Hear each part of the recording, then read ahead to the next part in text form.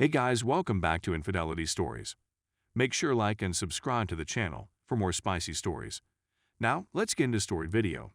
I feel like such an idiot for thinking things would change. Just here to share my story. I'm sorry in advance for the long read. I really need to get this all out, mostly as a vent piece for myself.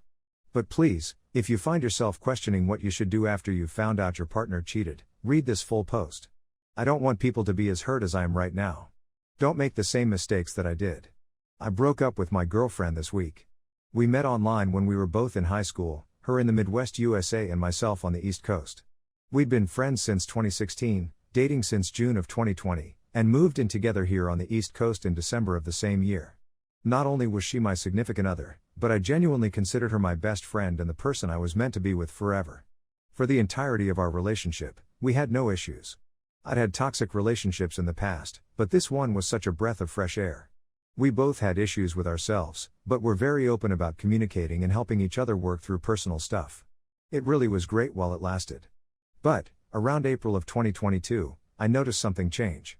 We're both big gamers, and we both have separate friend groups that we play games with. I never had any problems with her having guy friends, as I had no reason not to trust her. But like I said, something changed in April. I noticed little things, like how she would make sure to mute her microphone if I came into her room. Or how she would go back to a game after talking to me, and instead of saying sorry, I was talking to my boyfriend, she would say something like I was grabbing a snack or I was using the bathroom, even though that isn't what happened. One particular night towards the end of May, we were in the kitchen together and I had hugged her and picked her up. She said she had to go back to her ranked game because she was between rounds. So, still holding her up, I had turned to carry her back to her chair. She physically restrained me from carrying her over there, whining and saying her webcam was on before starting to say something like I don't want to look weird or something like that, but trailed off. I shrugged it off and went back to my room, but realized later just how weird it was for her to say that and act like that. A couple weeks later, I went to use the bathroom and her phone just so happened to be on the sink, screen on, texts open to a name I didn't recognize. We'll call him Brian. I locked the door, sat down, and took a better look at the text history. There was plenty of nasty talk in there, talking about wanting to FCK, having him on her face, all sorts of sexual fantasies, as he seemed to not live anywhere nearby. What's even worse for me is that they communicated as if they were a couple, with her calling him baby and lover boy and all kinds of other pet names. I knew I had to immediately talk to her about this, so I did. I sat her down and asked if she'd been talking to someone else, which she immediately declined. I then told her that she left her phone in the bathroom, and I saw all of her texts with Brian.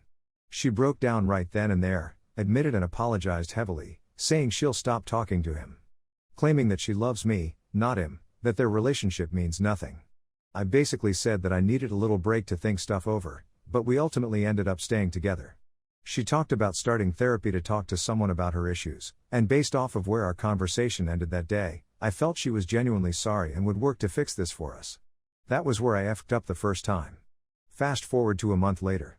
I had woken up extra early for work, and noticed again that her phone was on next to her as she slept. I took it and saw that she had some strangely love-white texts with her female friend, who we will call Lisa. Not inherently weird as I hear her talk about Lisa a lot. But it wasn't Lisa.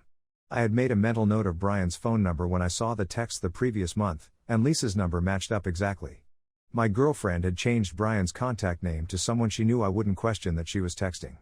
And lo and behold, the two of them were still talking as if they were in a serious relationship. Miss you babe, I love you, good night, I can't wait for you to meet my family. She even mentioned not being able to FaceTime because her roommates are home and they will be able to hear me.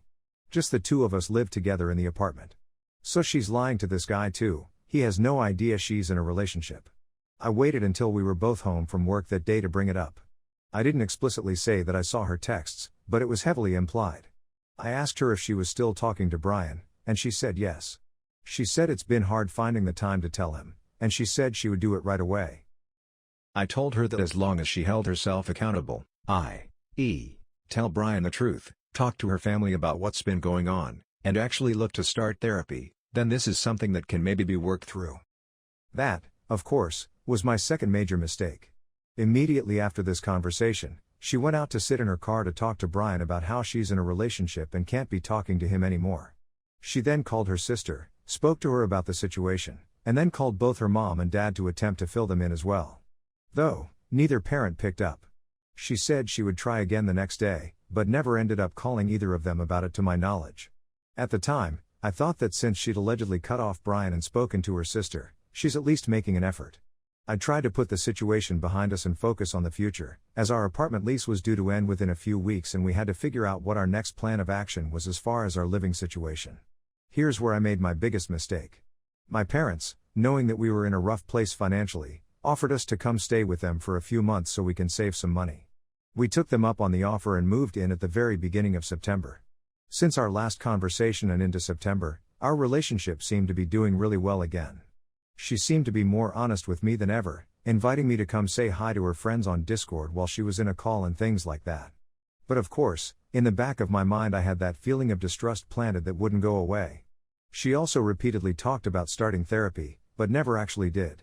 One night in the middle of September, her and I were home alone at the time and she told me she had to call her mom, which was weird to me as they don't talk very often.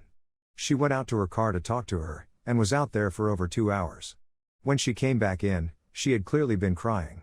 I asked what they were talking about, and she responded not much really and was clearly struggling to come up with something on the spot. Since I wasn't sure if she was just emotional because of something serious she didn't want to immediately talk about with me, I let her go upstairs without pressing. And since it was late, she went to sleep shortly after. The next day, we were home alone again, so I took the opportunity to talk to her. I asked her flat out if it was really her mom that she was talking to last night. She said that it was, and even showed me the call on her call history. I noticed that there was no signs of Elisa or Brian, or anything really on her call list, besides mom a bunch of times. Again, I knew she didn't talk to her that much, so it was weird to me that her name was in the call history so much. At this point though, I'd been so paranoid about every little thing that I brushed it off as just that, me being paranoid. I didn't press about it. Well, I should have. The final part of this story just recently happened. She was at work, and I was playing with one of my cats. I wanted to try one of those interactive apps that cats play with on the iPad. It's got fish or mice or whatever on it for them to swat at, not super important. Point is, I knew she had an iPad I could use. I don't regularly use iPads and I noticed once I got hers that it had iMessage on it. The same iMessage that is linked to her phone. I opened it and saw texts from mom that were actually just Brian's phone number, again. The texts were honestly very sad to read. Turns out that she never actually told him the truth. From what I understood, she just broke up with him. Said she wasn't in a good place to be dating right now. This poor guy was clearly heartbroken, totally confused as to why he was cut off so abruptly. I can't help but to feel bad for him, as he's got no idea that she's been in a long-term relationship this whole time. She has still been talking to him daily, clearly trying to keep him around as a friend while telling me she cut him off. And if that wasn't bad enough, there was another new person. I'll call him Kevin, who was a member of her friend group that I was already aware of. I'm 99% sure that this guy knew about me dating her as well, but I can't be sure of anything anymore with her. Anyways, the texts were disgusting. Full on S-ing, talking about how he is her type, he's the one for her, even saying she's recently bought lingerie and is planning on showing him pictures of her wearing it as soon as it arrives. This particularly sent me over the edge, as she's never bought anything like that for us before, despite me suggesting it and offering to buy some. But she's willing to do it for this new guy. Un-f-king believable. When she got home, I confronted her. Immediately told her this wasn't working out. I was very cold about it, not wanting to get angry since my parents were home sleeping. I didn't even tell her what I saw, just that I wanted to break up and she needs to move out as soon as possible. She was in tears, seemingly very upset about this, but I was bone dry. She had sucked out all passion and any care I had left for this relationship. So now here I am. This only happened a couple days ago. She lives in my house, 1,000 miles away from her hometown, unable to immediately move out because of not having enough money for another cross-country move. In addition to this, my family thinks she's great, and although I have told them we broke up, they don't know the whole story. If they did, it would make for an extremely awkward and uncomfortable living situation until she moves. To me it makes more sense to just have her move as soon as possible, and fill them in after she's gone. Her current plan is to be out before December.